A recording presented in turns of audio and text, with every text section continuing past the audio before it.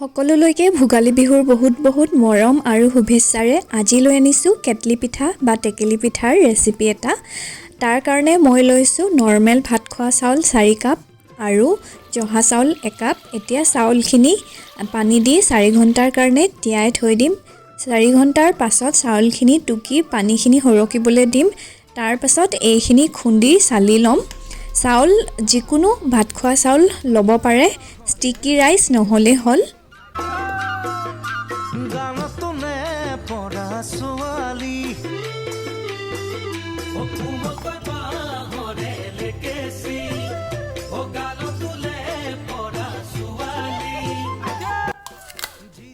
এতিয়া লৈছোঁ নাৰিকলখিনি চাফা কৰি ৰুকি লৈছোঁ।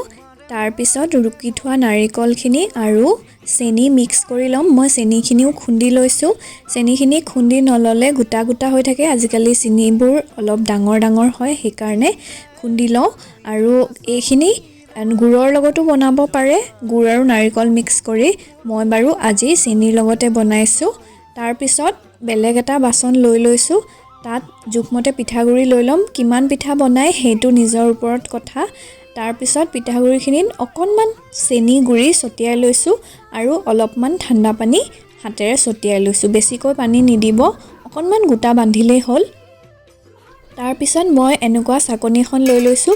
কিছুমানে বাঁহৰ চালনীটো চালে বাৰু, কিন্তু মই দুবাৰমান বনোৱাৰ পিছত অনুভৱ কৰিছোঁ যে এইখন চালনীয়ে চালি বনালে পিঠাখিনি বেছি ভাল হোৱা যেন লাগিল। সেইকাৰণে মই এইখনে ব্যৱহাৰ কৰোঁ।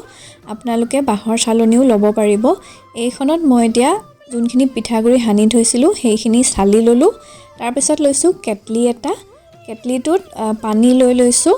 সৰু কেটলি লৈছোঁ, তেতিয়া মুখনিখন সৰু হয় আৰু পিঠাকেইটা জোখত হয়। তাৰপাছত টিচু এখন এনেকৈ মেৰিয়াই লৈ কেটলিটোৰ মুখখনত লগাই দিম। তাৰপিছত এইটো গেছত পাতি দিম আৰু কিচমিচ কেইটামান লৈ লৈছোঁ আৰু এইখন লৈছোঁ এখন কটন চফা কাপোৰ। এতিয়া কেটলিটো গেছত বহাই দিছোঁ, ফ্লেমটো হাই কৰি পানীখিনি উতল অহালৈকে। তাৰপিছত পানীখিনি উতল আহিলে গেছৰ ফ্লেমটো ল' কৰি দিম। এতিয়া কেটলিৰ মুখনিখনত অকণমান ঘি সানি লৈছোঁ। এনেকৈ ঘি সানি ল'লে পিছত পিঠাটো সহজতে এৰাই আহে।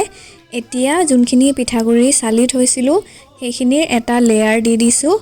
ইয়াৰ ওপৰত যোনখিনি নাৰিকল আৰু চেনি মিক্স কৰি থৈছোঁ তাৰ এটা লেয়াৰ দি দিম। মই আকৌ কৈছোঁ, আপোনালোকে গুড় আৰু নাৰিকলৰ মিক্স কৰাও ল'ব পাৰে। মই চেনি আৰু নাৰিকলৰ মিক্স কৰা লৈছোঁ। সেইখিনিৰ এটা লেয়াৰ দি লোৱাৰ পাছত আকৌ চালি থোৱা পিঠাগুড়িখিনিৰ এটা লেয়াৰ দি দিছোঁ।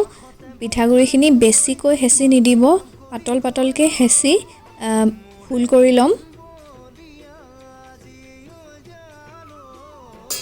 এতিয়া ছাইডখিনি ভালকৈ চাফা কৰি ল'ব, মই দেখুওৱা ধৰণেৰে। তাৰপিছত যোনখন কাপোৰ লৈছিলোঁ কটনৰ, সেইখনেৰে এইটো বান্ধি ল'ম। বেছিকৈ প্ৰেছাৰ নিদিব, লাইট প্ৰেছাৰ দি বান্ধি ল'ব। বেছি প্ৰেছাৰ দিলে বস্তুখিনি ইফাল সিফাল হৈ যাব। মই দেখুওৱা ধৰণেৰে দি কেটলিটোৰ ওপৰত দি দিব আৰু গেছৰ ফ্লেমটো ল' কৰি থ'ব। এতিয়া 5 মিনিটৰ কাৰণে এইটো ৰাখি দিব। 5 মিনিট হৈ যোৱাৰ পিছত এইটো উঠাই আনিব আৰু খুলি চাব।